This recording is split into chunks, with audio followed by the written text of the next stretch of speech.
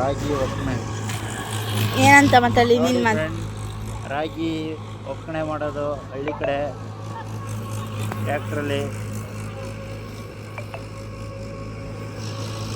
ಚೆನ್ನಾಗಿ ಮಾಡ್ತಾರೆ. Tractor expert ಅವರು ರಿವರ್ಸಲ್ಲಿ ಹೆಂಗೆ ಓಡಿಸ್ತಾರೆ.